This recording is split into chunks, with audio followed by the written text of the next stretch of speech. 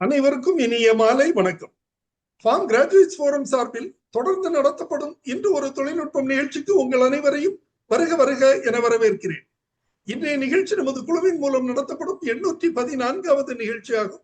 இன்றைய நிகழ்ச்சி தலைப்பு சோலார் எனர்ஜி இன்வெஸ்ட்மெண்ட், அதாவது சூரிய மின்சக்தி முதலீடு என்பது ஆகும். எங்கும் மின்மயம், எதிலும் மின்சாரம். ஆம், அனைத்துமே எந்திரமயம், மின்சாரமயம் ஆகிவிட்டது. எரிசக்தி, நீர் சக்தி, அணுசக்தி, காற்று சக்தி, தற்போது சூரிய சக்தி கூட என்று ஆகிவிட்டது. அதற்கு ஒருபடி மேலே போய் சூரிய சக்தி முதலீடாம், அதையும் தான் என்னவென்று பார்த்து விடுவோமே.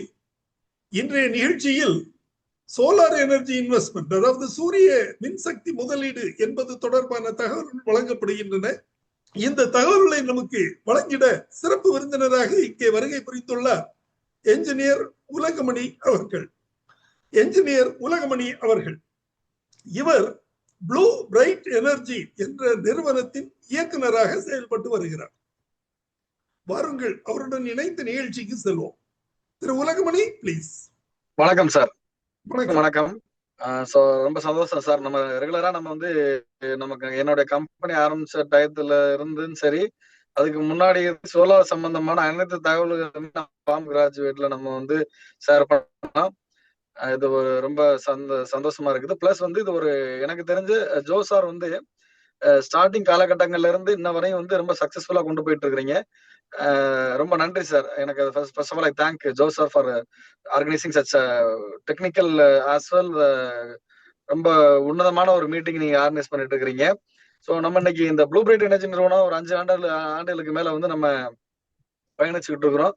சோலார் பம்பிங்ல ஆரம்பிச்சோம், சோலார் ஃபென்சிங் பண்ணோம், ரூஃப்களுக்கு பண்ணோம், கமர்ஷியல் கடைகளுக்கு பண்ணோம், இண்டஸ்ட்ரியலுக்கு பண்ணோம். இன்னைக்கு அதையும் தாண்டி ஃபார்ம், அதாவது சோலார் ஃபார்ம்னு சொல்லக்கூடிய சோலார் பார்க், அந்த மாதிரி பண்ணக்கூடிய விஷயங்கள் நிறைய பண்ணிக்கிட்டு இருக்கிறோம். சோலார் பவர் பிளான்ட் அமைச்சு கம்பெனிக்கு பண்ணி கொடுக்கறதுல இருந்து இன்னைக்கு நான் 5 ஏக்கர் 10 ஏக்கர் 20 ஏக்கர்ல சோலார் பவர் பிளான்ட் அமைச்சு அந்த கரண்ட் பிரைவேட்டுக்கு, கவர்மெண்டோட நாம்ஸ் படி பிரைவேட்டுக்கு சேல் பண்ற விஷயங்கள் நம்ம நிறைய பண்ணிட்டு இருக்கிறோம். ஸோ அது சம்பந்தமா நிறைய யூடியூப் தளங்கள்ல நிறைய விஷயங்கள் நம்ம போட்டுட்டு இருக்கிறோம். அதாவது வருமான நோக்கத்தை தாண்டி மக்கள் மத்தியில இதுதான் சோலார், இதுதான் இன்வெஸ்ட்மெண்ட், இவ்வளவுதான் நமக்கு கிடைக்கும், இந்த ட்ரஸ்ட்னஸ் மக்கள் மத்தியில நம்பிக்கை. ஏன்னா இப்போ ஒரு வீடு கட்டுறது அப்படின்னா ஒரு நம்பிக்கை, எந்த ஒரு தொழில்னாலுமே நம்பிக்கை. அப்போ இந்த சோலார் 30 இயர்ஸ் லைஃப். அப்போ இந்த 30 இயர்ஸ்க்கு ஒரு இன்வெஸ்ட்மெண்ட் நீங்க பண்ணீங்கன்னா அது எந்த அளவுக்கு சேஃபான ஒரு விஷயமா இருக்கும் அப்படின்றத நம்ம டீட்டெயிலா பார்க்க போறோம். உங்களுடைய கேள்விகள் எதா இருந்தாலும் முன்வைங்க, அதுக்கு என்னுடைய பதில்களை சொல்றதுக்கு நான் தயாரா இருக்கேன். நன்றி திரு உலகமணி. முதல்ல நம்ம இதை இன்டராக்ஷன் செஷனாவே வச்சுக்குவோம். சோலார் எனர்ஜி இன்வெஸ்ட்மெண்ட் அப்படிங்கிற தலைப்புல இன்றைக்கு பேசுகிறோம். சோலார் எனர்ஜி இன்வெஸ்ட்மெண்ட் அப்படின்னா என்ன?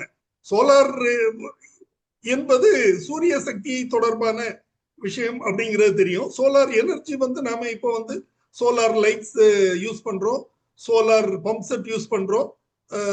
ஸோ இந்த மாதிரி பல விஷயங்கள் இருக்கின்றன.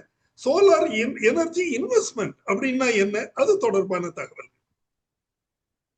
கண்டிப்பா சார். ஸோ இப்ப எல்லாரும் சோலார் போடுறதுனால இபி பில் குறையும், அதே போல அப்படின்றது எல்லா மக்களுக்கும் தெரியும்.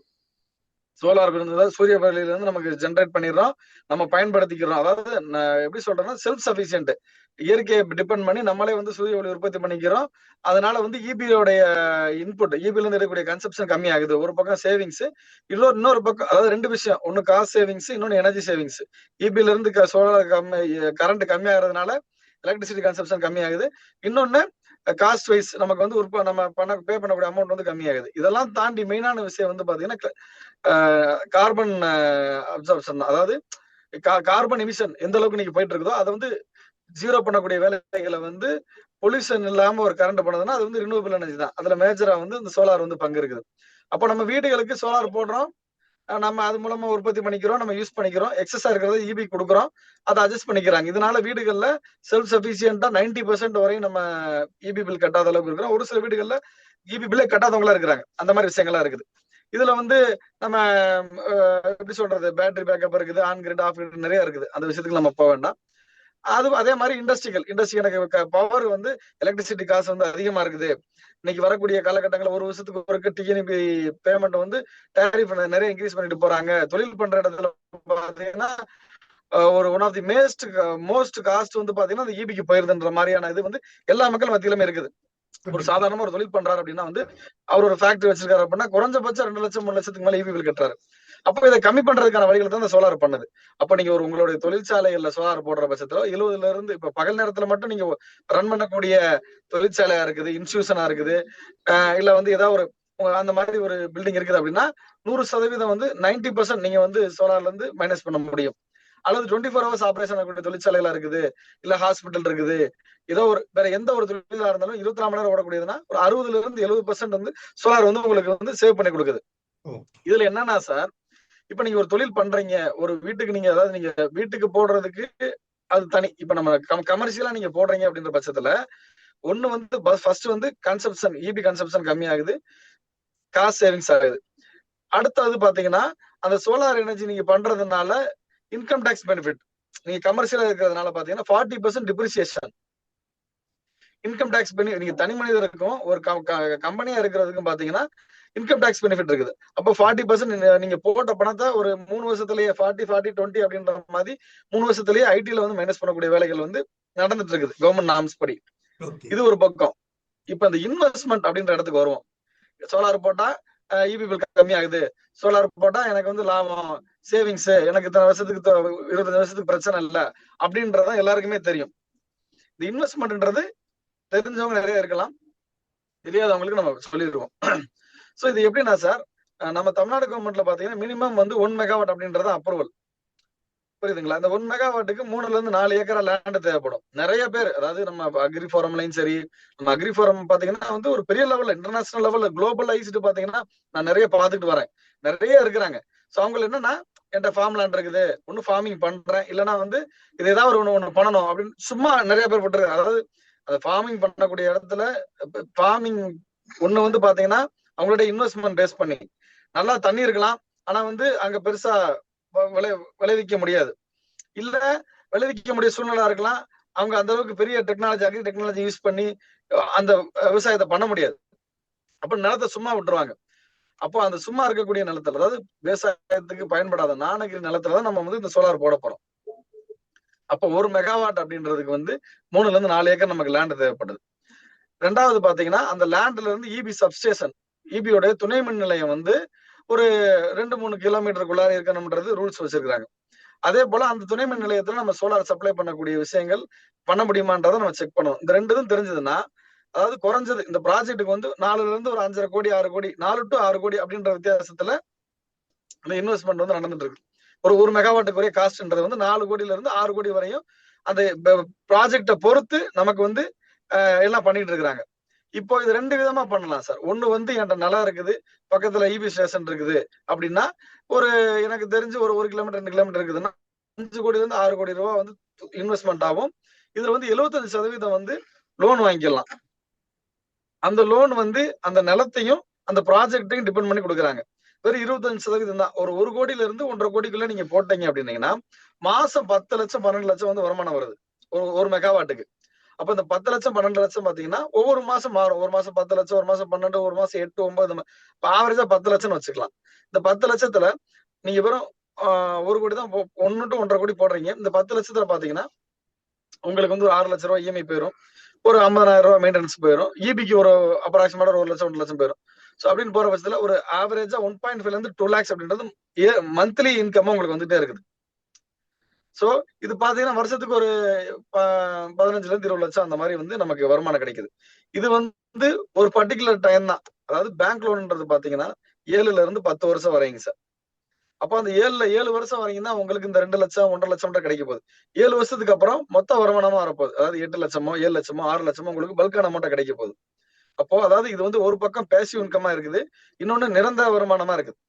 அதாவது இதுல 3வது பாயிண்ட் என்னன்னு பாத்தீங்கன்னா மெயின்டெனன்ஸ் ஃப்ரீ. இப்ப நாங்க என்ன பண்றோம் அப்படின்னா சார், கஸ்டமர் வந்து இன்ட்ரெஸ்டடா இருக்கிறாங்க, அவங்களுக்கு வந்து ப்ராஜெக்ட் பண்ணணுன்ற விருப்பம் இருக்குது, ஒரு அமௌண்ட் இருக்குது அப்படின்னா நம்ம வந்து வேற எந்த வேலையும் அவங்க பணம் கொடுத்தா போதும். கம்பெனி ஆரம்பிக்கிறதுல இருந்து அவங்களுக்கு வந்து லேண்ட் செலக்ஷன் பண்றதுல இருந்து ப்ராஜெக்ட் பண்றதுல இருந்து பவர் மெயின்டெனன்ஸ் 30 வருஷத்துக்கு அக்ரிமெண்ட் போட்டு மெயின்டெனன்ஸ் நம்மளே பண்ணி கொடுத்துறோம்.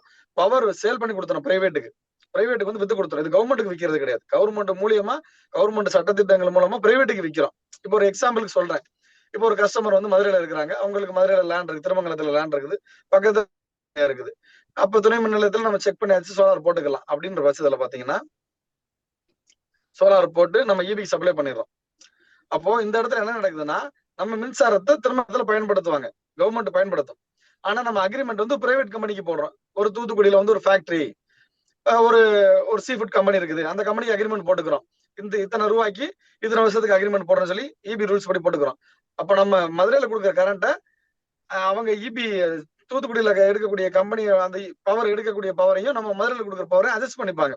அதுக்கு இபிக்கு சம் அமௌண்ட் வந்து சர்வீஸ் சார்ஜ் மாதிரி பே பண்ணணும். இதுதான் கான்செப்ட். இதுதான் பவரை வந்து நம்ம உற்பத்தி பண்ணி விற்கக்கூடிய ஒரு பெரிய மூலதனம்.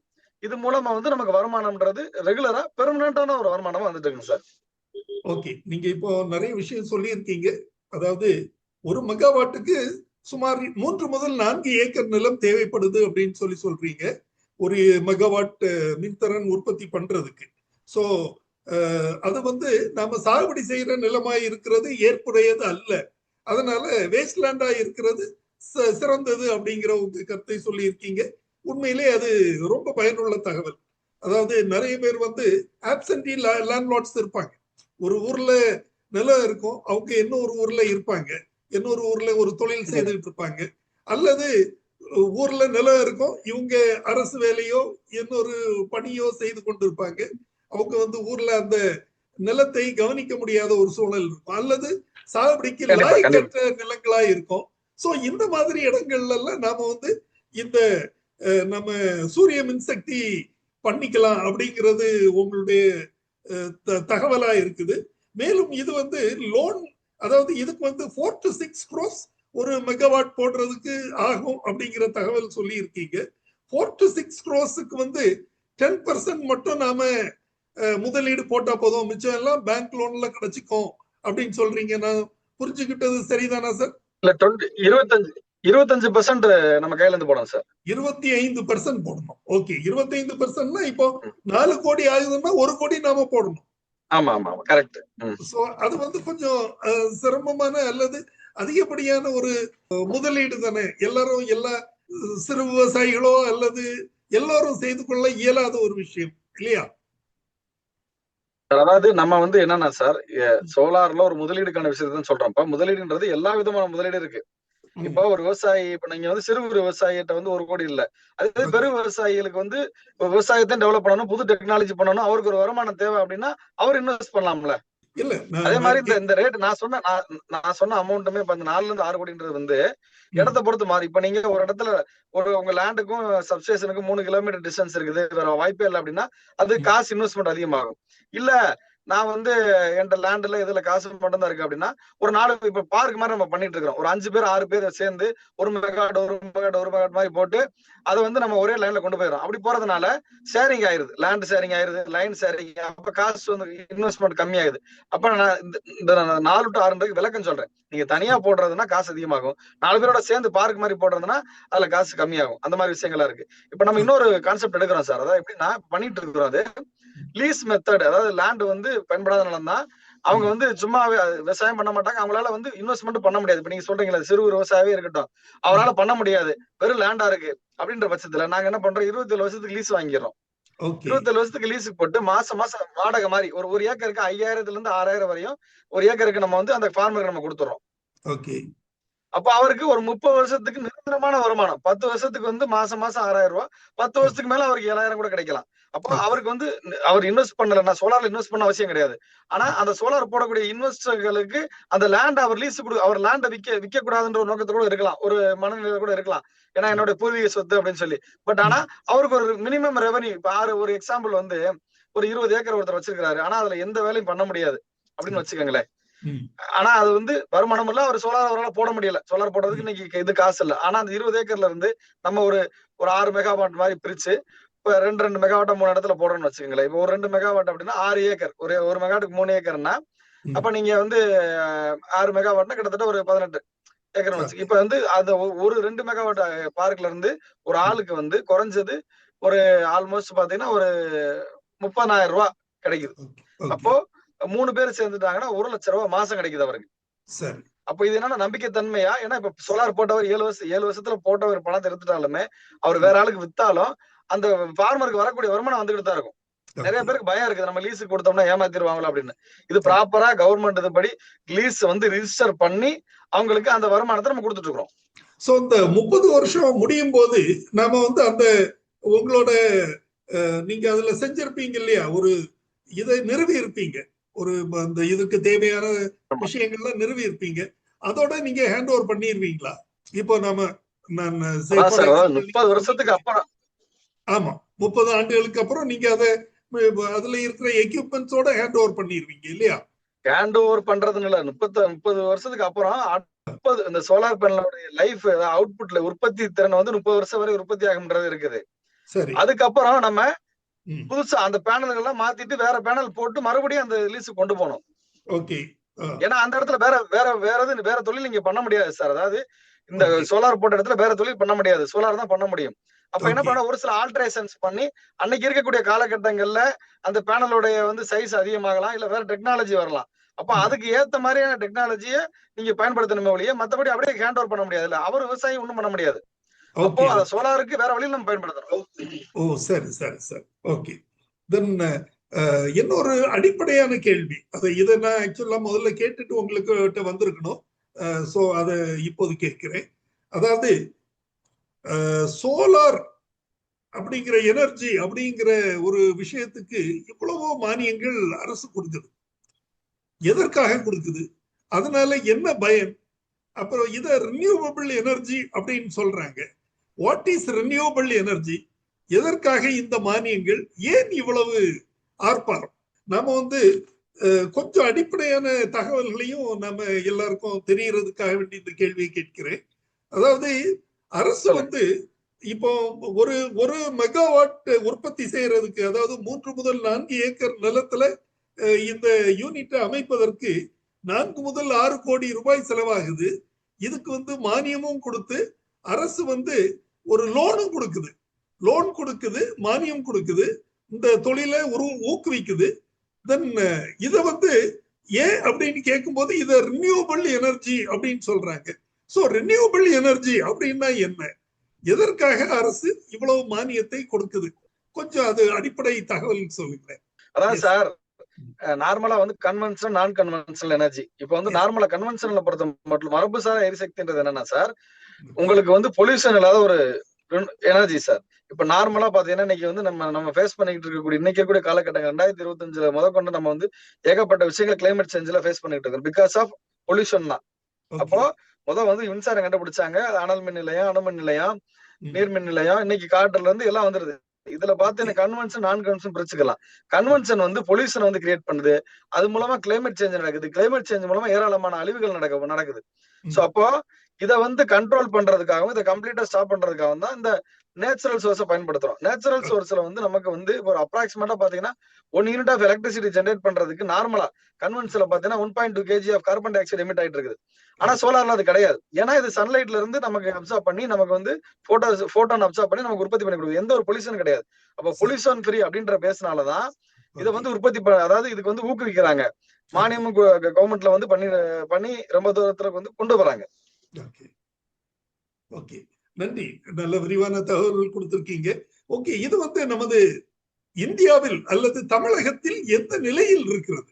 இப்போ வந்து நாம வந்து ஒரு திட்டத்தை சொல்லிட்டோம், அதை பத்தி ஒரு விளக்கம் சொல்லியாச்சு.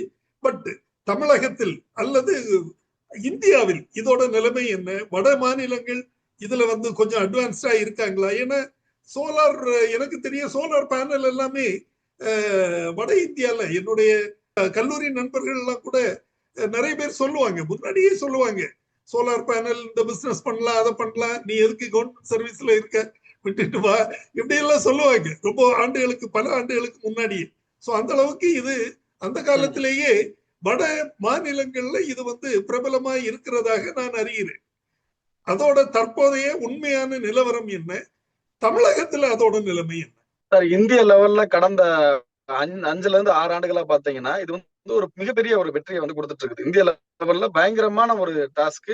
அதாவது பிரதமர் நரேந்திர மோடி வந்ததுக்கு அப்புறம் பாத்தீங்கன்னா நிறைய பெரிய லெவல்ல டாஸ்க் கொடுத்து டார்கெட் கொடுத்துருக்காங்க. இத்தனை மெகாவாட் வருஷத்துக்கு போடுங்கன்னு சொல்லி நிறைய டார்கெட் கொடுத்து அதுக்கான விஷயங்கள் இப்ப இம்போர்ட் பண்றதுக்கு ஒரு சில விஷயம், அதாவது நம்ம பொருள் இப்ப சைனீஸ் அந்த சோலார் செல்ல இருக்கக்கூடிய அந்த சிலிக்கன் வந்து நம்ம வெளியில தான் இம்போர்ட் பண்றோம். சோ அது இம்போர்ட் பண்றதுக்கு ஒரு சில இன்கிரிடியன்ஸ் சொல்லுவோம், ஒரு சில அந்த உற்பத்தி பண்ணக்கூடிய இடுபொருள்களுக்கான வரிகள் எல்லாம் வந்து கம்மி பண்ணி அந்த மாதிரி, அதாவது இந்த ஒரு டெக்னாலஜியை அடுத்த லெவலுக்கு கொண்டு போறதுக்கு கவர்மெண்ட் நிறைய சப்போர்ட் பண்ணுது. இந்தியா லெவல்ல ஒரு மிகப்பெரிய வளர்ச்சியில தான் போயிட்டு இருக்கு சார் இந்தியா. அதுல மாற்று கருத்து இல்ல. சோலார்ல வந்து கடந்த ஒரு 10 ஆண்டுகளா பாத்தீங்கன்னா கூட பெரிய லெவல்ல போயிட்டு இருக்குது. இன்னொன்னு இன்டர்நேஷனல் சோலார் அலையன்ஸ் சொல்லிட்டு வந்து சென்ட்ரல் கவர்மெண்ட் வந்து நிறைய கான்செப்ட் எல்லாம் கொண்டு வந்து இப்ப ரீசெண்டா கூட பேப்பர்ல படிச்சிருப்பீங்க. அரபு கண்ட்ரிஸா இருக்கட்டும், எப்படி சொல்றது, வெளிநாடுகள்ல கூட நிறைய கண்ட்ரிகள்ல வந்து இந்த ஸ்கீமை வந்து இம்ப்ளிமெண்ட் பண்றதுக்கு நிறைய பண்ணிட்டு இருக்காங்க. அதாவது India, France solar alliance, India அடுத்த ஏதாவது ஒரு கண்ட்ரி, அந்த மாதிரி நிறைய விஷயங்கள் வந்து பண்ணிட்டு இருக்கு. இங்க இருக்கக்கூடிய முன்னுதாரணம் எடுத்து பண்றாங்க. கவர்மெண்ட் நிறைய வந்து டார்கெட் பண்ணி இந்த தெர்மலை கம்மி பண்ணணும், பொல்யூஷனை கம்மி பண்ணிட்டு நிறைய வெஹிக்கிள், சில எலக்ட்ரிக்கல் வெஹிக்கிள் எல்லாமே பேட்டரி ஸ்டோரேஜ் எல்லாமே சோலார் இன்னைக்கு வந்துட்டு இருக்கு சார். இந்திய லெவலில் அது மிகப்பெரிய ஒரு புரட்சியை வந்து உருவாக்கிட்டு இருக்குது. அதுல மாற்றுக்கிறதே கிடையாது. தமிழக லெவல்ல பாத்தீங்கன்னா இப்ப கொஞ்சம் ஒரு கடந்த ஒரு 4-5 வருஷமா தான் பெரிய லெவலில் வந்துட்டு இருக்கு. முன்னாடி இல்ல. ஏன்னா இது வந்து வெளியில இருந்து இப்ப நீங்க சொல்றீங்க இல்லைங்களா, எல்லாருமே வந்து குஜராத்ல வட மாநிலங்கள் தயாரிக்கிறாங்க, தமிழ்நாட்டுல இல்லைன்னு சொல்லி. இந்த எந்த ஒரு ஸ்கீமுமே வந்து நம்ம பொதுவா ஜென்ரலா பாத்தீங்கன்னா ஒரு ஸ்கீம் உற்பத்தி வர்ற ஒரு புது டெக்னாலஜியை டெல்லியோ மும்பை போன்ற மாநிலங்களை வந்து இம்ப்ளிமெண்ட் பண்றாங்க. சக்சஸ் ஆனதுக்கு அப்புறம் படிப்படியா அது எல்லா இடத்துக்கு வருது. அது கடற்கோடி தமிழகத்துக்கு வந்து சேர்றப்ப அது கொஞ்சம் டைம் எடுக்குது. அது எந்த விஷயமா இருந்தாலும் சரி, ஜியோ போட்டு அது சரியா இருக்குதான்னு சொல்லி நம்ம போயினா முன்னாடி வட மாநிலங்கள் தான் பெரிய அளவுல பண்ணாங்க. அதை நம்ம பார்த்து கால்குலேட் பண்ணி இவ்வளவு சேவிங்ஸ் கிடைக்குது, இதோட வருமானம் என்னன்னு சொல்லி நம்ம தமிழ்நாடுகளே நிறைய பேனல், சோலார் பேனல் உற்பத்தி பண்ணக்கூடிய கம்பெனிகள்லாம் நிறைய பண்ணாங்க. ஆனா இன்னைக்கு இருக்கக்கூடிய காலகட்டங்கள்ல வட மாநிலங்கள்ல கிட்டத்தட்ட 100க்கும் மேற்பட்ட உற்பத்தி பண்ணக்கூடிய சோலார் பேனல் உற்பத்தி பண்ணக்கூடிய கம்பெனி, 100க்கும் மேற்பட்ட கம்பெனி இருக்கிறதுனால அந்த பொருளை வாங்கி இன்ஸ்டால் பண்ணா அவங்களுக்கு அந்த லாபம் கிடைக்குது. உற்பத்தி பண்ணா அதை பண்ண முடியல, ஏன்னா மிஷினோட விலைகள் ரொம்ப அதிகமா இருக்குது. ஆனா இது வந்து காலகட்டங்கள் ஒரு 5 ஆண்டுகளுக்கு முன்னாடி. இன்னைக்கு இருக்கிற காலகட்டங்கள்ல தமிழ்நாடுகள்ல ஒரு சில கம்பெனிகள்லாம் செலக்ட் அப்படின்னு சொல்லி ஒரு கம்பெனி வந்து அவங்களே பேனல் உற்பத்தி பண்றாங்க. கோயம்புத்தூர்ல வந்து சோலார் பேனல் உற்பத்தி பண்றாங்க.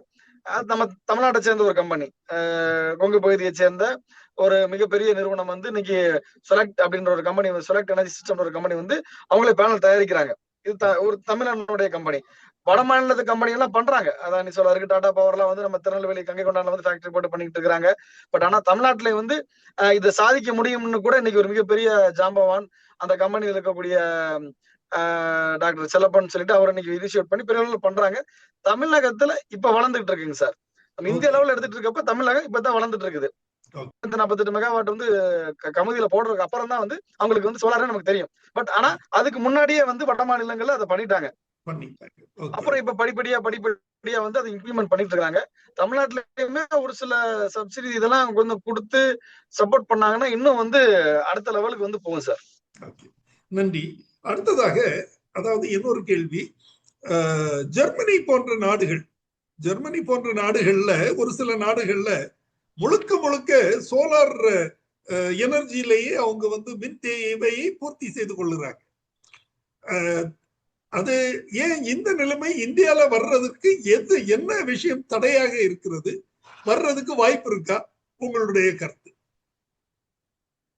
அதாவது ஜெர்மனி வந்து முன்னோடி நாடு சார். ஏன் அப்படி சொல்றேன்னா, ஜெர்மன் ப்ராடக்ட் எல்லாம் பாத்தீங்கன்னா நீங்க நார்மலா கார்ல இருந்து எல்லா ப்ராடக்ட்டுமே பாத்தீங்கன்னா அவங்களோட இது நம்ம, அதாவது அவங்களுடைய உற்பத்தியும் சரி, நம்ம இந்தியாவுடைய உற்பத்தி மற்ற ஏற்றுமதி இறக்குமதி இதெல்லாம் நீங்க பாத்தீங்கன்னா வரிகள் வந்து ரொம்ப அதிகமா இருக்கு. ஜெர்மனி தான் வந்து சோலார்ல பெரிய லெவல்ல பண்ணாங்க, குவாலிட்டியா நல்லா பண்ணிட்டு இருந்தாங்க.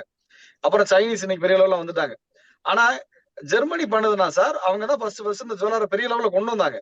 அப்பெல்லாம் காசு ரொம்ப அதிகம் சார். அதான் ஒரு பொருள், அதாவது சார் ஒரு திட்டம் வந்து சக்சஸ் ஆனாதான் நம்ம நம்புவாங்க. இப்ப தமிழ்நாட்டுல சோலார் போடனா நீ போட்டிருக்கியான்னு கேட்பான். அப்ப நான் போட்டிருக்கேன், எனக்கு ஒரு வருஷமா இவ்வளவுதான் இபி பில் வருது, இவ்வளவு நான் வந்து சேவிங்ஸ் பண்ணேன்னு சொல்லி கண்ணார கூட்டு போய் காமிச்சு பார்த்தாதான் திருப்தி ஆகுமே ஒழிய ஒரு டெக்னாலஜி வந்த உடனே வந்து யாரும் இம்ப்ளிமெண்ட் பண்ண மாட்டான். இப்ப ஒரு கார் வாங்குறேன்னா கூட, இப்ப அந்த ஸ்கோடாவா என்ன மாடல் நீ ஓட்டிருக்கியா எப்படி இருக்குது அப்படின்னு சொல்லி டெஸ்ட் ட்ரைவ் பண்ணி பார்த்துட்டு செக் பண்ணி அதுக்கப்புறம் தான் பண்றான். ஏன்னா அது வந்து காருன்றது வந்து ஒரு அடிப்படை தேவை. ஆனா சோலார்ன்றது அப்படி கிடையாது.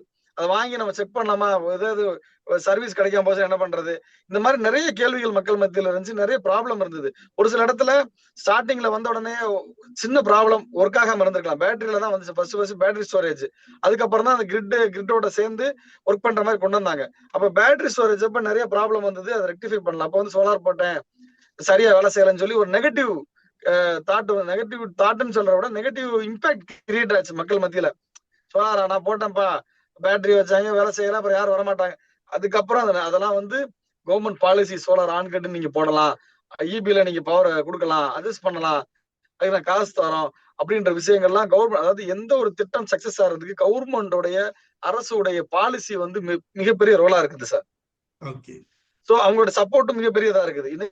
லோன் கொடுக்கலாம், யாரும் சோலார் பண்ண மாட்டாங்க. அப்ப கவர்மெண்ட் எந்த அளவுக்கு சப்போர்ட் பண்ணதோ மக்கள் அதை கம்பல்சரி அதை வந்து கையில எடுத்துட்டு போவாங்க. நன்றி நன்றி நன்றி. நிகழ்ச்சி தொடர்பான, அதாவது சோலார் எனர்ஜி இன்வெஸ்ட்மெண்ட் தொடர்பான பல தகவல்களை நீங்க இன்று நமது பங்கேற்பாளர்களுக்கு வழங்கி இருக்கீங்க.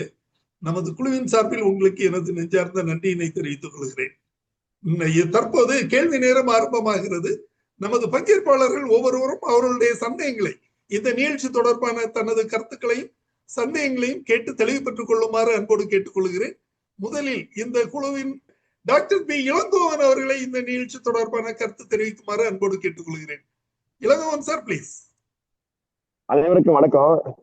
வணக்கம். இது வந்து அற்புதமான need of the hour sir. தமிழகத்தை பொறுத்த வரைக்கும், இந்த சோலார் பொறுத்த வரைக்கும் பாரத பிரதமர் ஒரு பரிசு வாங்கினார். நம்முடைய விவசாயி, காஞ்சிபுரம் விவசாயி தன்னுடைய பண்ணைக்கு வந்து அனைத்தையும் சோலாரை பண்ணி ஒரு பில்லு கூட கட்டல அப்படின்னு சொல்லி ஒரு பெருமையான ஒரு இதை வாங்கி கொடுத்தாரு. இல்லைன்னு விவசாயி சார். ஸோ நமக்கு வாய்ப்பு இருக்கிற இந்த திட்டத்துக்கலாம் என்ன குறைமைன்னா தரிசனம் இல்லை. எங்க பார்த்தாலும் தரிசனம் பண்ணி டெவலப் பண்ணிட்டோம். 15 வருஷமா ஏகப்பட்ட திட்டங்களை போட்டு we have made everything under some at least single coverage பண்ணிட்டோம். இது ஒரு நேஷனல் சேலஞ்சு சார். சார் சொல்ற மாதிரி இன்வெஸ்ட்மெண்ட் ஆங்கிள் போறதை விட எல்லாம் லேண்ட் உள்ளவங்க எல்லாம் வந்து கவர்மெண்ட்டுக்கு லீஸ் போக மாட்டாங்க. ஆட்சிகள் மாற 5 வருஷத்துக்கு இருக்கு. 30 இயர்ஸ்ல யாரும் இமேஜின் பண்ண முடியாது sir. There is a need to revise every methodology for practical utilization. So நம்ம என்ன செய்யலாம், வேஸ்டான ஊர்ல எங்க இருக்கு, காஞ்சிபுரம் பூமி இருக்கா, மானாவாரி பகுதி இருக்கா, அந்த ஊர்களை நம்ம திறக்கிற புறக்கா கொண்டு போய் அவங்களுக்கு உதவியா இருக்க கொடுக்கலாம். ஆனா அரசாங்கம் இன்வெஸ்ட் பண்ணணும். பப்ளிக் பிரைவேட்டுங்கிறது வந்து குழப்பங்கள் வரக்கூடாது. ஏன்னா அரசாங்கம் இன்வெஸ்ட் பண்ண போது கவர்மெண்ட் ப்ராப்பர்ட்டி ஆகிடும். இது ஆல்சோ அசெட் தான். அது என்னைக்கு நம்ம வந்து வெளிநாட்டுக்காரங்களுடைய அந்த பில்லுகள்லாம் அதிகமாக பேமெண்ட் வருதுன்னு சொல்லி பெட்ரோல் காண்டி நம்ம கஷ்டப்படுறோமோ, இது வந்து we can make an investment in every place where it is possible.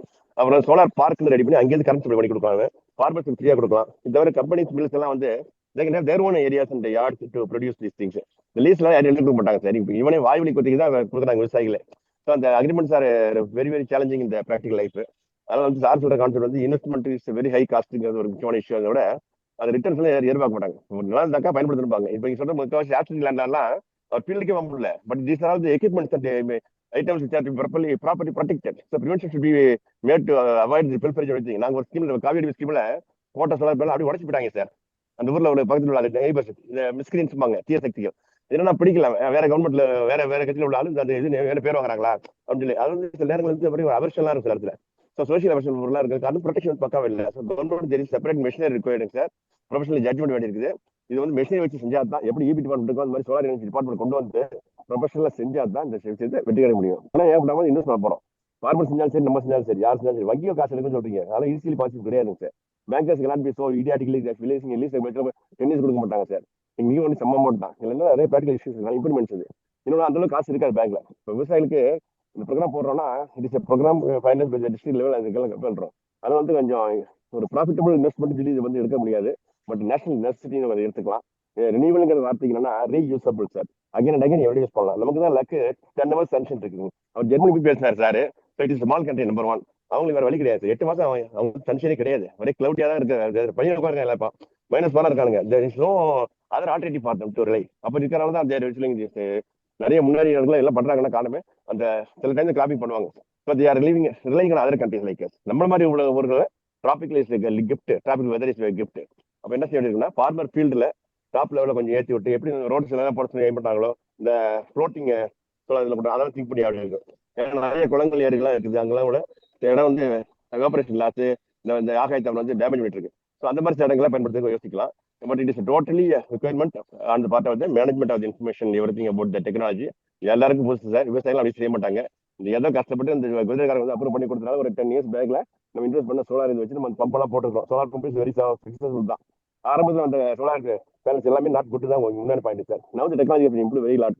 Canada அப்புறம் நிறைய யூஎஸ் நிறைய பண்றாங்க சார். சோலார் எனர்ஜி இருக்கு, எல்லாமே இருக்கு. So it is need of தான் நோ அதர் இருக்கும். என்னைக்கு நம்ம வந்து பெட்ரோல் வந்து நிப்பாட்டுறோமோ அன்னைக்கு இந்தியா உருப்படும். ஏன்னா இந்தியாவில் ஏகப்பட்ட பில் போயிட்டு இருக்காரு. ஒரு நாள் ஒன்றும் பண்ண முடியல, மானி கொடுக்க முடியல ஃபார்மர்ஸுக்கு. அப்போ வந்து சோலார் எனர்ஜிக்கு யூஸ் மல்டிபிள் யூட்டிலிட்டிஸ் இருக்கு. பிளான்ட் ப்ரொடக்ஷன் யூஸ் பண்ணலாம், கெமிக்கல்ஸ் யூஸ் பண்ணலாம். இந்த ட்ரோனுக்குலாம் யூஸ் அஸ் எனர்ஜி தான், நோ இஷ்யூ. வெஹிக்கிள் மேலே வச்சு விட்டு we can make every place possible and peaceful for the solar energy யூசேஜிங்க. அது வந்து ப்ரொஃபஷனலாக போகும்போது lot of investment is required. அந்த இனிஷியல் இன்வெஸ்ட்மெண்ட் அது they can do in phase manner also. இப்போ சார் வந்து கம்பெனி இருக்காங்க, நல்லபடி பண்ணுறாங்க. Very good appreciate I got give for the clear information about solar package. It is not investment போட்டு போகக்கூடாது sir. National சேவிங்ஸாக போகணும்.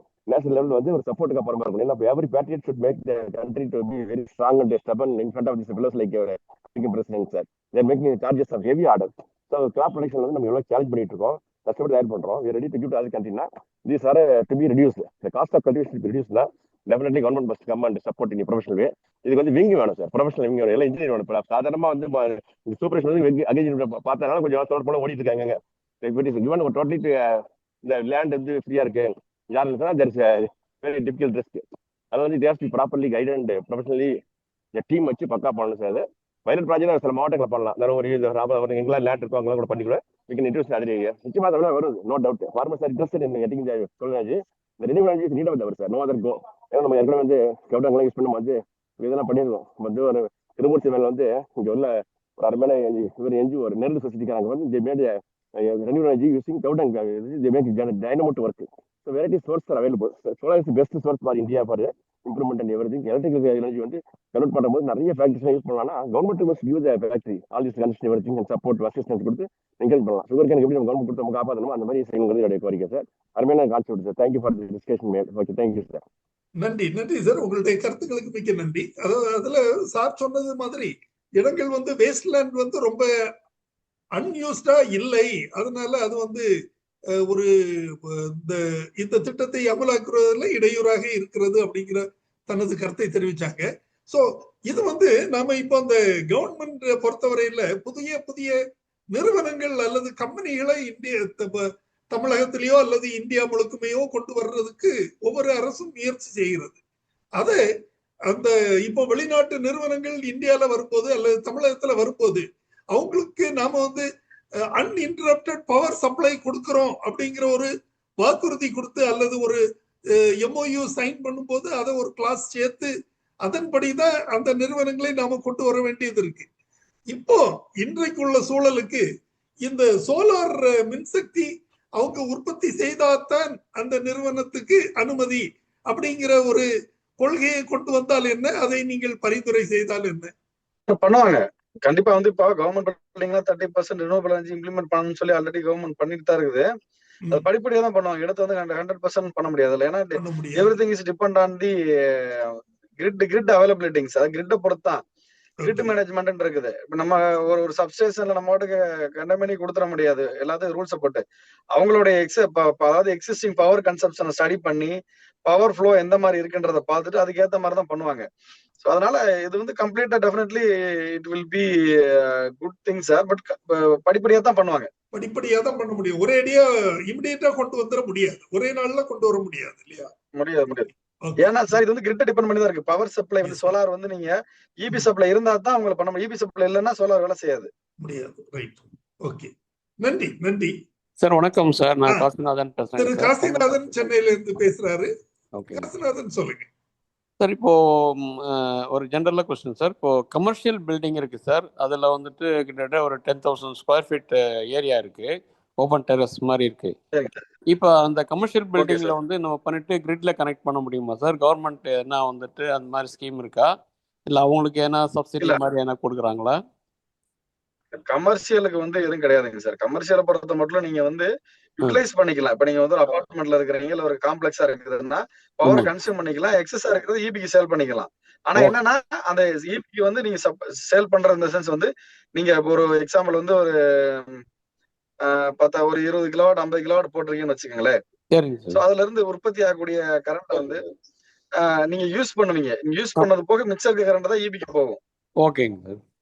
அந்த கரண்ட்டுக்கு ஒரு யூனிட்டுக்கு 3 ரூபா 3,000 ரூபான்ற மாதிரி இபி டாரிஃப் ஃபிக்ஸ் பண்ணிருப்பாங்க ரேட்டு. அது பகல் நேரத்துல நீங்க கொடுக்கறத நைட் நேரத்துல எடுக்கிறதையும் அந்த யூனிட் வைஸ் அட்ஜஸ்ட் பண்ணிப்பாங்க. அந்த மாதிரி தான் பண்ண முடியுமே ஒழிய கம்ப்ளீட்டா பவர் சேல் பண்ண முடியாது. Okay okay. ஸோ எக்ஸ்ட்ரா இருந்ததுன்னா நைட்டு யூஸ் பண்ணிக்கலாம், இல்லை தேவைப்பட்ட நேரத்தில் யூஸ் பண்ணிக்கலாம். எக்ஸ்ட்ரா வந்ததுன்னா கவர்மெண்ட்ல இருந்து அதுக்கு காசு வராது சார்? இல்லை நெட் மீட்டரிங் இல்ல சொல்றாங்க இல்லையா, சார், அது மாதிரி காசு பண்ணிக்கலாம். வரும் சார். அதான் சார், காசு வரும். அதாவது என்னன்னா, ஆ இப்ப நீங்க வந்து பகல்ல வந்து 100 யூனிட் உற்பத்தி பண்றீங்க, ஆனா 50 தான் பயன்படுத்திக்கிறீங்க, 50 வந்து ஈபி கொடுத்துறீங்க. ஆமாம் அந்த 50 யூனிட்டுக்கு ஒரு ஒரு ரேட்டை கொடுத்துருவாங்க. அதே மாதிரி நீங்க நைட் ஈபில தானே எடுப்பீங்க. ஆமாம் ஆமாம் ஆமாம் ஆமாம். அந்த யூனிட்டுக்கு வந்து 8 ரூபா கமர்ஷியல்ல. அப்ப ஓகே நீங்க குடுக்கறதுக்கு 3 ரூபா, 3 ரூபாயில 8 ரூபாயில 3 ரூபாய் கழிச்சிட்டு 5 ரூபா நீங்க பே பண்ற மாதிரி வரும். ஒரு ஓ சில நேரத்துல அது மைனஸ் ஆக கூட வாய்ப்பு இருக்குது. Okay okay okay okay okay.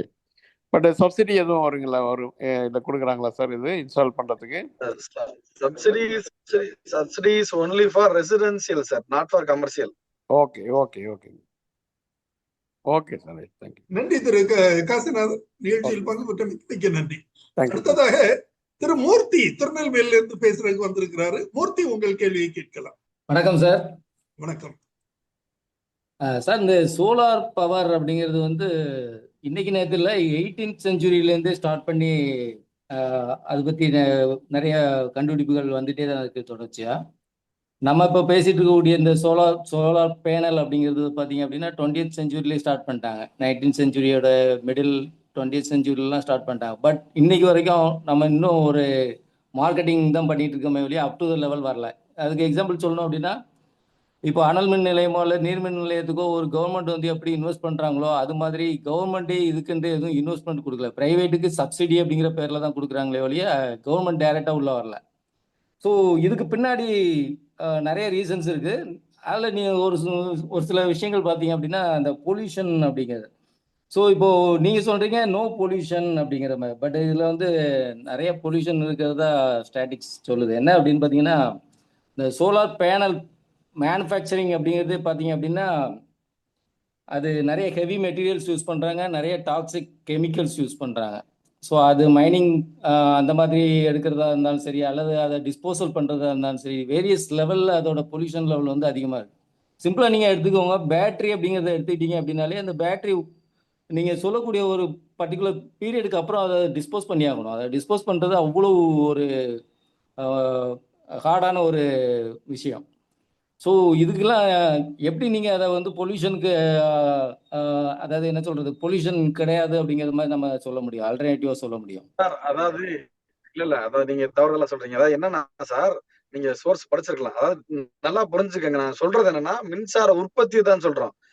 நீங்க இப்ப ஒரு பொருள் உற்பத்தி பண்ற கரண்ட் தேவை, புரியுதா? இப்ப நீங்க சொல்றது என்னன்னா அந்த இன்கிரீடியன்ஸ் இருக்குது, சோலார் வந்து டாக்ஸிக் இருக்குது, எல்லாம் சேர்த்து, அதாவது கெமிக்கல் இல்லாம அந்த பேனல் உருவாகல, அதுக்காக கெமிக்கல் உற்பத்தி ஆகுது, நீங்க ஜீரோ பொல்யூஷன் சொல்றீங்க. அப்படி இல்ல. நான் என்ன சொல்றேன், சன்லைட்ல இருந்து அப்சார்ப்ஷன், அந்த சன்லைட்ல இருந்து நம்ம உற்பத்தி பண்றோம். இப்ப நீங்க வந்து தெர்மல பாத்தீங்கன்னா நீங்க ஹீட் பண்றீங்க, அதாவது ஹீட் பண்றதுக்கு ஏதோ ஒரு ஃபியூல் யூஸ் பண்றீங்க, எரிக்கிறீங்க, டீசலையோ இல்ல கோலையோ இல்ல பயோமாஸையோ எரிச்சு புகை வருது. அந்த புகைனாலதான் பொல்யூஷன் சொல்றோம். சோலார்ல அப்படி நம்ம எதுவும் எரிக்கலையே, விண்ட்ல எதுவும் எரிக்கல, ஹைட்ரோ பவர்ல எதுவும் எரிக்கல. ஹைட்ரோ பவர்ல டர்போ சுத்துது, நமக்கு ஜென்ரேட் ஆகுது. அதே மாதிரி விண்ட்ல வந்து எலக்ட்ரிசிட்டி உங்களுக்கு விண்ட் ஃப்ளோ வச்சு ரொட்டேட் ஆகுது, ஜென்ரேட் ஆகுது. அதனாலதான் அது கிரீன் எனர்ஜின்னு சொல்றோம். அதனால நீங்க இப்போ விண்டு மில்லையுமே வந்து போச்சு அப்படின்னா அதை ரிப்ளேஸ் பண்ணி தான் ஆகணும். அதை உடைக்கிறதுக்கு மறுபடியும் வந்து ஒரு மிஷின்ல போட்டு தான் பண்ணணும். நான் அதை சொல்ல வரலைங்க. அதாவது உற்பத்தி பண்ணக்கூடிய கரண்ட் வந்து கிரீன் எனர்ஜின்னு ஏன் சொல்றோம்னா, இது வந்து பொல்யூஷன் தர கார்பன் வந்து எமிட் பண்ண, அதனால நெட் ஜீரோண்டும் கார்பன் கேப்சர் நம்ம சொல்றோம். ஏன் அப்படி சொல்றோம்னா, இது வந்து எந்தவித ஒரு கார்பன் டை ஆக்சைடு வந்து வெளிவிடுறது இல்லை. அதனால செய்யறதுக்கு வந்து கெமிக்கல் யூஸ் பண்றோம். சோலார் பேனல் உற்பத்தி பண்றதுக்கு கெமிக்கல் தேவைப்படுது. அதுல டயோடுக்கு வந்து சில்வர் இருக்குது, அதை எரிச்சா புகை வருது. அதே மாதிரி ரீசைக்கிள் பண்றப்ப அதை பத்தி நம்ம சொல்ல, உற்பத்தி பண்ணக்கூடிய கரண்ட் வந்து இன்னைக்கு இப்போ நார்மலா தெர்மல், இப்ப நீங்க பாத்தீங்கன்னா அணுமின் நிலையத்துல யுரேனியம் புரோட்டியம் நிலையத்தை வந்து ஒன்னோட ஒண்ணு மோத விட்டு உற்பத்தி பண்றாங்க. அதுல வந்து லட்சக்கணக்கான CO2 நாக்ஸ் சாக்ஸ் எல்லாமே உற்பத்தி ஆகுது, வெளியே போகுது. அப்போ அந்த இது கம்மி பண்றோம், அது வந்து இதுல ஜீரோன்றோம், இதுல வந்து கிடையாது. கிரீன் எனர்ஜி ஏன் சொல்றோம்னா, இது வந்து எந்த ஒரு பொல்யூஷனையும் கார்பன் டை ஆக்சைடவோ வேற எதையுமே எமிட் பண்ணலைங்க சார். அதனாலதான் கிரீன் எனர்ஜின்னு சொல்றாங்க சார். அதாவது மிஷினரிஸுக்கு மட்டும்தான் அந்த ஹெவி மெட்டல் அந்த மாதிரி மெட்டீரியல்ஸ் தேவைப்படுது, அதனாலதான் பொல்யூஷன் வருதே ஒழிய இந்த உற்பத்தியின் காரணமாக பொல்யூஷன் கிடையாது இல்லையா உலகமணி சார்? பவர் ப்ரொடக்ஷன், பவர் உற்பத்தி, அதாவது கரண்ட் உற்பத்தி பண்றதுல எந்த ஒரு பொல்யூஷன் இல்ல. இப்ப நான் என்ன சொல்றேன், நீங்க ஜென்ரலா எடுத்துக்கங்க. ஒரு அணுமின் நிலையத்திலயோ அனல் மின் நிலையத்துல இருந்தீங்கன்னா மேல பாத்தீங்கன்னா புகை போகும் கம்பல்சரி. இதே ஒரு சோலார் பிளான்ட்லயோ விண்ட் மில் இடத்துலயோ ஹைட்ரோ பவர்ல போய் புகை உற்பத்தி பண்றதான் பாருங்க. கார்பனை எமிட் பண்ணக்கூடாது. கிரீன் எனர்ஜின்னு என்னன்னா எனர்ஜி வந்து ஆல்ரெடி சொல்லியிருந்தேன். அதாவது கன்வென்ஷன், நான் கன்வென்ஷன். இது வந்து நான் கன்வென்ஷன். கன்வென்ஷன் வந்து நம்ம ஏதாவது நம்ம போட்டு உற்பத்தி பண்றோம், அதுல கம்பல்சரி புகை, அதாவது பொல்யூஷன் வரதான் செய்யும். இதுல வந்து நான் கன்வென்ஷன்றது கிரீன் நேச்சுரல் சோர்ஸை பயன்படுத்துறோம். அதனால இதுல வந்து கிரீன் எனர்ஜி நம்ம சொல்றோம். நன்றி நன்றி திரு உலகமணி. சார் இப்போ இதுல நேச்சுரல் எனர்ஜி அப்படின்னு சொல்லும்போது நீங்க அடிக்கடி யூஸ் பண்ணக்கூடிய ஒரு டைம் வந்து புகை அப்படிங்கிறீங்க. அதாவது கார்பன் பேஸ்டு ப்ராடக்ட்ஸ், அதாவது carbon monoxide, carbon di oxide. So இது எல்லாமே நீங்க போதுமான மரங்கள் அல்லது இயற்கை வளங்கள் இருக்கும்போது அது ஆட்டோமேட்டிக்கா அதை ரீசைக்கிள் பண்றதுக்கான ஆப்ஷன் இருக்குது, நேச்சுரலாவே இருக்குது. அதை நம்ம இம்ப்ரூவ் பண்ணாம அதை டெஸ்ட்ராய் பண்ணிட்டு இருக்கிறோம். நான் அதை சொல்ல வரல. ஒரு நாட்டினுடைய வளர்ச்சின்னு எடுத்துக்கிட்டப்போ நான் வெறும் கார்பனையும் வெறும் மரத்தை மட்டும் வச்சு நம்ம மின்சார உற்பத்தி பண்ண முடியாதுல்ல சார். மரம் வந்து தேவைதான், இல்லைன்னு சொல்ல வரல. மரமும் தேவை, மனிதர்களும் வாழணும். இப்ப நம்ம வந்து பிறந்துட்டோம், வாழணும், அதுக்கான எல்லாத்தையும் அழிக்கணும்னு சொல்ல வரல. அது மரம் வளர்க்கணும் ஈக்குவலண்டா. இப்ப நீங்க வந்து இப்ப ரோடு போடுறீங்க, பாலம் கட்டுறீங்க. இப்ப வந்து எப்படி சொல்றதுன்னா, ஒரு பாலம் வருது, பாலம் கட்டுறீங்க, அதுக்கு ஆல்ரெடி இருக்கக்கூடிய திங்ஸ் எல்லாத்தையுமே ஃப்ளோரல் ஃபானா எல்லாத்தையும் அழிச்சிட்டு தான் கட்டுறீங்க. ஆனா மறுபடியும் அதை வந்து அந்த என்ன ஈக்குவலண்டா அழிச்சிங்களோ அதை வந்து திருப்பி நீங்க மரமா நடுறீங்க. நான் அதை சொல்ல, அது கம்பல்சரி கவர்மெண்ட் நார்ம்ஸ்ல இருக்கு. நான் அதை வந்து சொல்ல வரல. இது என்னன்னா அதாவது கார்பன் ஜீரோ, இதுல வந்து எந்த ஒரு பொல்யூஷன் கிடையாதுன்னு சொல்ல வரும். அவ்வளவுதான், வேற ஒன்றும் கிடையாது. ஒரு அனல் மின் நிலையத்தோட ஆண்டுகளை கனெக்ட் பண்ணுங்க. 10 வருஷத்துல ஒரு அனல் மின் நிலையம் எவ்வளவு கார்பன் டை ஆக்சைடையும், எவ்வளவு சாக்சைன் ஆக்சைடையும், ஹைட்ரஜன் சல்பைடையும் எவ்வளவு வந்து எமிட் பண்ணுதுன்னு பாருங்க. ஒரு சோலார் எனர்ஜி எவ்வளவு உற்பத்தி பண்ணுதுன்னு பாருங்க. சோலார் எனர்ஜில ஜீரோ. அதைத்தான் நம்ம பேசுறோமே ஒழிய நீங்க இன்டெப்தா போக வேணாம். அதாவது உற்பத்தி பண்ற பொருள் எல்லா பொருளையும் வந்து நீங்க எரிச்சீங்கன்னா, இப்ப கார் இல்லாம இதை நம்ம பண்ண முடியும். எல்லாத்துக்குமே முன்னாடி வந்து பெட்ரோல் டீசல் இருந்தது. பெட்ரோல் டீசல் எரிக்கிறோம், புகை வருது. அதை கம்மி பண்றதுக்கு ஈவி வருது. அப்ப ஈவிலையும் இல்லைன்னு சொல்ல வரல. ஈவிலையுமே வந்து பேட்டரி இருக்குது. பேட்டரி எரிச்சு அவர்தான் செய்யுது. அப்ப நம்ம ஒரு 100% போற இடத்துல ஒரு 20-30% கம்மி பண்ணிக்கிட்டு வரோம். படிப்படியா தான் பண்ண முடியும். புரியுதுங்களா? கம்ப்ளீட்டா நம்ம மாத்த முடியாது. படிப்படியா தான் வந்து ரினியூவபிளுக்கு ஏன் போறோம்னா, இந்த கிளைமேட், இந்த எமிஷனை கம்மி பண்றதுக்காக ரினியூவபிளுக்கு போறமே ஒழிய நம்ம ரினியூவபிளுக்கு போறதுனால உங்களுக்கு கார்பன் எமிஷன் வருதுன்னு நம்ம சொல்ல முடியாதுல்ல சார். சார் நம்ம வந்து பேட்டரி கான்செப்ட பேசல உங்ககிட்ட. இன்னைக்கு வந்து சோலார் பவர் பிளான்ட் பத்தி பேசிட்டு இருக்கு. சோலார் பவர் பிளான்ட்ல பேட்டரியே கிடையாது. ஒரே ஒரு இடத்துல ஒரு 3 கிலோவாட். இப்ப நீங்க ஒரு 5 ஏக்கர்ல பவர் பிளான்ட் போடுறீங்கன்னா யூபிஎஸ் மாதிரி ஒரு சப்ளை வந்து நம்ம கொடுப்போம். பவர் இல்ல, இபில கிரிட் ஸ்டாப் ஆகிற நேரத்துல ஒரு சப்ளை போகும். அதுக்கு மட்டும் தான் 3 கிலோவாட் பேட்டரி. இந்த பவர் பிளான்ட்லயும் பேட்டரி உற்பத்திக்கு சம்பந்தமே கிடையாதுங்க சார். சார் பேட்டரி சம்பந்தமே இல்லை அப்படின்னா ஸ்டோரேஜ் எப்படி சார்? ஸ்டோரேஜே கிடையாது சார். நீங்க கான்செப்ட் உங்களுக்கு புரியல. பவர் பிளான்ட்ன்றது பாத்தீங்கன்னா கிரிட் ஆன் கிரிட்ல பண்றோம். நம்ம பேட்டரிக்கே கொடுக்கல. அதுக்குதான் நம்ம என்ன சொல்றோம்னா, we are keeping the electrical department support பண்றோம். அவங்க இல்லாம செய்ய முடியாதுன்னு சொல்லிட்டாங்க சார். இரவில் வேலை செய்ய சொல்லிட்டாங்க. நல்லா புரிஞ்சுக்கிட்டீங்கன்னா, ஸ்டோரேஜ் பண்ணிக்கிட்டு வீட்டுல வைக்கிறது தான் பேட்டரி தான் தேவைப்படுது சார். இது லார்ஜ் ஸ்கேல்ல உள்ள ஏரியாவை வேஸ்ட் ஸ்டாண்டா இருக்கிறத பயன்படுத்தக்குள்ள உன்னதமான திட்டம் தான் அது. ப்ராஜெக்ட் வரைக்கும் வந்து இன்ட்ரெஸ்ட் தான் தெரியும் நம்ம கஷ்டங்கள் கருதுலாம் எல்லாம். இன்னொன்று வந்து வேஸ்ட் ஸ்டாண்டா இருக்கக்கூடியதான் பண்ண சொல்றாரு சார். கிளியரா சொல்றாங்க அவங்க. அதேமா 4 ஏக்கர் ஏரி வாங்குற போது கிலோ வாட்டுக்கிறாங்க. சும்மா வீட்டுக்கு போற போய் பேசவே இல்லை. அவரு வீட்டுக்கு போய் பேசவே கூடாது. நம்ம என்ன கேட்ட வீட்டுக்கு போறது இண்டிவிஜுவல் ஆல்ரெடி வந்தாச்சு. சோலார்ன்றது ரேடியேஷன் டிபெண்ட் பண்ணி தான் இருக்குது. வோல்டேஜ் ஃப்ரீக்வெண்ட் தான். அதுக்கு தான் நம்ம டிரான்ஸ்ஃபார்மர், இன்வெர்டர் டியூட்டி டிரான்ஸ்ஃபார்மர் போடுறோம், வோல்டேஜ் லெவல மெயின்டைன் பண்றதுக்கு. நீங்க சொல்ற மாதிரி இவ்வளவு பெனிஃபிட்ஸ் இருந்ததுன்னா கவர்மெண்ட் ஏன் டைரக்டா பண்ண மாட்டேங்குது அப்படிங்கிறது தான் என்னோட கொஸ்டின். கவர்மெண்ட் டைரக்டா பண்ணாமலாம் கிடையாது. ஒவ்வொரு என்எல்சி வந்து உங்க திருநெல்வேலி மானூர்ல வந்து 250 மெகாவாட் போட்டு இன்னைக்கு பண்ணிட்டு இருக்காங்க. அடுத்து 1000 மெகாவாட் பண்ணிட்டு இருக்காங்க. ஏன் பண்ணாம? கவர்மெண்ட் என்எல்சி கவர்மெண்ட் தானே. கவர்மெண்ட் போட்டிருக்காங்களே, உங்க மானூர்ல போட்டிருக்காங்களே. தமிழ்நாடு எனர்ஜி டெவலப்மெண்ட் ஏஜென்சி 2000 மெகாவாட்டுக்கு லேண்ட் எடுத்துட்டு இருக்காங்களே தமிழ்நாட்டுல. போன வருஷம் கடந்த 3 ஆண்டுகள்ல 709 மெகாவாட் கமிஷனிங் ஆகி ஓடிட்டு இருக்கு. 3 மெகாவாட் மானூர்ல போய் பாருங்க. நான் உங்களுக்கு கான்டாக்ட் நம்பர் தரேன். பவர் பிளான்ட் போய் பாருங்க. என்எல்சி போட்டிருக்கு. என்எல்சி மத்திய அரசு நிறுவனம் தானே. என்எல்சி கவர்மெண்ட் தானேங்க சார். அதே மாதிரி தமிழ்நாடு கவர்மெண்ட் ஒவ்வொரு மாநகராட்சி இல்ல சார், ஒவ்வொரு மாநகராட்சியுமே முனிசிபல் கார்பரேஷன்ல இருந்து ஒவ்வொரு மாவட்டத்துல இப்படி முனிசிபல் திருநெல்வேலி கார்பரேஷன் போட்டிருக்குது. திருநெல்வேலி கார்பரேஷன் வந்து 1 மெகாவாட் அவங்களுடைய பேர்ல போட்டுருக்காங்க. கவர்மெண்ட் போட்டுட்டு தான் இருக்குது சார். படிப்படியே தான் பண்ண முடியும். இன்னைக்கு நம்ம கவர்மெண்டோட வருமானத்தை எடுத்துக்கங்க. எந்த இதுல இருந்து வருமானம் வருது? பல ஆண்டுகளாக இந்த முயற்சி நடந்து கொண்டு இருக்கிறது. ஆனா இப்ப கொஞ்சம் தீவிரமடைந்து வருகிறது சில ஆண்டுகளாக. இப்போ அவர் சொன்ன மாதிரி, திரு உலகமணி இன்றைய சிறப்பு விருந்தினர் சொன்ன மாதிரி, ராமநாதபுரம் மாவட்டத்துல ஒரு பெரிய ஜெயண்ட் யூனிட் போட்டிருக்காங்க. அது ரொம்ப சக்சஸ்ஃபுல்லா வந்த பிறகு ஒவ்வொரு இடங்கள்லயும் இது மத்திய அரசு இதை ப்ரொமோட் பண்ணிட்டு இருக்குது. அது ஒரு சில மாநில இதுல பல அரசியல் காரணங்கள் கூட இருக்கலாம்.